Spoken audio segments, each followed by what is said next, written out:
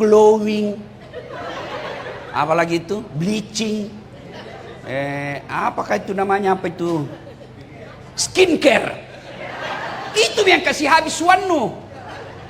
Apakah itu nak butuhkan suamimu yang glowing? Bukan, hatimu yang bagus dibutuhkan suamimu.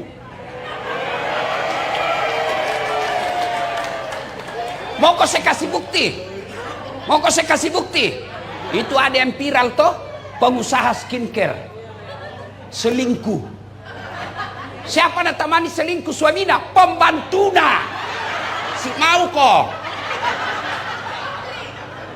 Ayo, kalau suamimu tergoda dengan cantiknya, tidak mungkin dia selingkuh dengan pembantunya. Tapi apa yang dibutuhkan suami? Ketenangan jiwa. Ini. Habis suamimu ratusan ribu. Saya heran, kenapa semua pengusaha skincare kaya mendadak dan kaya tiba-tiba? Karena banyak perempuan mau dibodoh-bodohi. Jangan kau marah.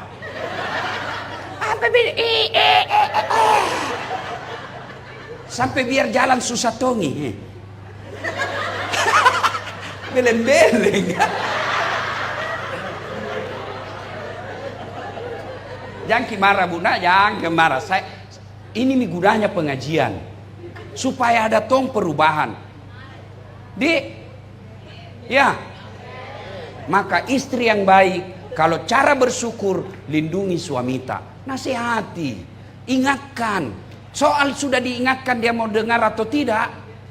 Tawakkal ilallah, berserah dirilah kepada Allah. Begitu mau pergi suamita, doakan buat hatinya tenang. Bertengkar kita di malam, lupakan kalau dia mau pergi kerja. Kita tidak tahu apa yang terjadi. Siapa tahu bisa jadi keluar tinggal jasadnya. Alangkah bahagianya kita pergi. Istri istriku saya Bu. Sampai saya bilang Pak Waka, selalu saya bilang sama mamaku, kalau istriku tidak masuk surga, saya keberatan nanti di akhirat. Kenapa? Baik memang tuan saya istriku Bu. Masya Allah. Saya kalau mau, padahal saya tidak pernah pacaran, tidak pernah kenal, tidak pernah lihat fotonya. Saya kenal mamanya hari Ahad, Jumat saya melamar. Masya Allah. Kalau mau kau pergi, kau ambil ranselku. Kan subuh-subuh biasa kan, pesawat pertama jam 4. Nah ambil Tom itu ransel, nah berat kuliah. Saya bilang jangan sayang, berat gitu. Karena banyak elektronik dalam. Apa nak bilang? Beratnya ini tidak ada artinya dibanding beratnya Ustadz sebagai pendakwah mencari nafkah untuk kami. Ini nasib perasaan, male. Sampai di mobil, nak cium tanganku dulu. Cukup tidak? Nak cium lagi. Baru nak cium lagi nih. Baru ini lagi. Ini lagi. Ini agak lama. Woi Pak Jaksa, pernah jadi dicium istri tahu begitu? Punya upah. Ibu-ibu, hari Adiaksa ke-64 ini coba ibu mulai amalkan besok. Itu ada hasilnya ini dakwah. Amalkan besok. Bertengkar malam, lupakan pertengkaran. Buat hatinya tenang supaya dalam kerjanya dia tenang. Mana bisa kita cari nafkah dengan tenang kalau galau perasaan. Begitu dia mau pergi, doakan.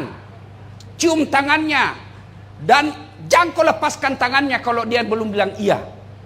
Cium, sudah itu bang, ridhoi saya. Kalau dia bilang iya dek, baru lepas. Pergi, ku lepas di kau pahlawan. Kalau dosaku kepada teman saudaramu, tiap hari kau bisa ketemu, tiap hari kau minta maaf. Tugas kau di Selayar.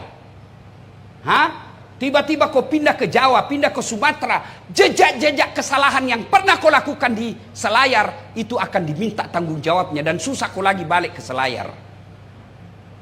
Maka ketika kau bertugas di suatu tempat, jangan pernah meninggalkan kebatilan. Karena susah taubatnya. Kalau anda dosa kepada Allah, tobatnya gampang. Menyesal, mengakui, tidak mengulang, ganti kebaikan. Kata Allah, yang penting kau tidak mengaku Tuhan, saya ampuni semua dosamu. Itu kata Allah. Tapi kalau dosa kau dalam jabatan, susah kamu taubat. Kenapa? Kau harus perbaiki kesalahanmu. Coba bayangkan itu kasus yang lagi viral di Cirebon. Orang tidak bersalah divonis salah. Apa ndak takut di hadapan Allah? Manusia boleh kita tipu. Hukum bisa kita permainkan. Kamu yakin bisa tipu Allah di akhirat? Dan bagi orang beriman, percaya kau pasti kau mati. Mau kau kemana? Berapa mi kepala kejaksaan di Sulawesi Selatan? Berapa mi? Sudah puluhan. Dan ada yang sudah menghadap kepada Allah. Dan ketika jabatannya dia pegang dan menyalahgunakan jabatannya, pasti kau akan tanggung.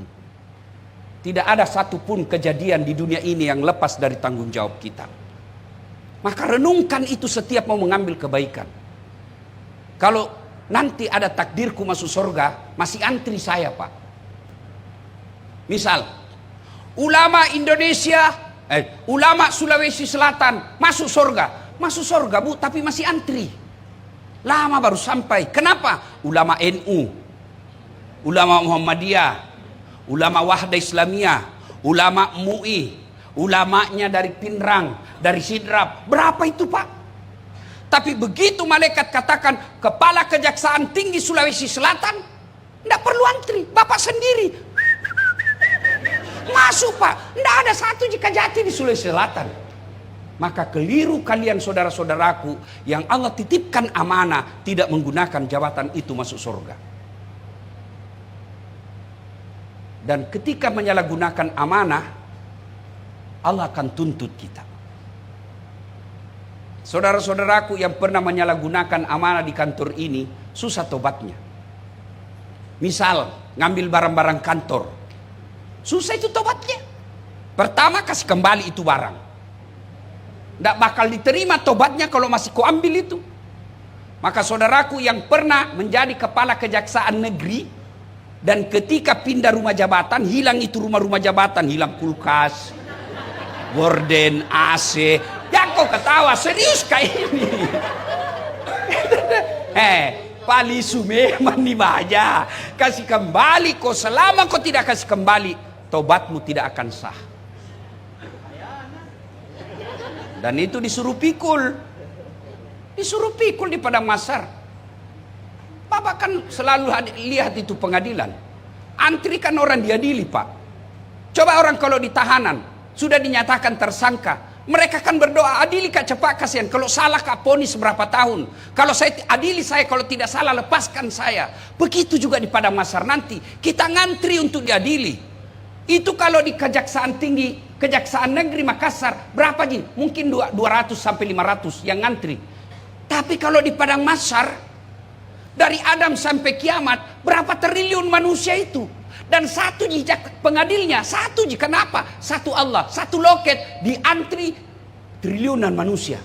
Dan pada saat antri itulah, Pak, disuruh pikir itu barang-barang negara yang pernah kita ambil. Lewat mikodong kepala tata usaha. Dia bapak paling yang ngambil itu. Sudah.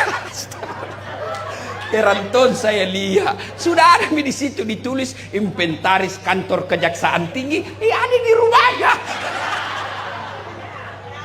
Astagfirullah. Kasih kembali. Kasih kembali, Pak. Sebelum Bapak pensiun, kasih kembali memang, Pak. Jangan main-main, Pak. Ini bagi orang yang beriman. Kalau Bapak masih percaya akhirat. Beda kalau Bapak sudah tidak percaya akhirat. Nah bilang orang Bugis, pigau ini melawan pigau. Orang Bugis bilang, tantenton janjenjong. Tangi tamulo, tangi taku, jame jamaku, jame jamamu, wita topi no witai. Wita totu lah cilaka. Jangan punya prinsip begitu. Bagi kita orang beriman, ayat yang dibacakan tadi ketua panitia, yang saya yakin ini prinsip efisiensi. Ya toh? Dia tombi ketua panitia, dia tong kori, dia tong pembaca sari tilawah. Masyaallah. Mantap ini. Efisiensi, tapi dua saya lihat di sini. Dua pelon. Mudah-mudahan tidak salah kasih sama saya. Ya, Bapak saudara-saudara sekalian, kembali lagi ya. Mari laksanakan tugas Bapak. Saya menghimbau kepada diri saya, Kepada adik-adik yang baru jadi jaksa, kepada kakak-kakak yang sudah jadi jaksa, jadikanlah kejaksaan ini sebagai ladang amal.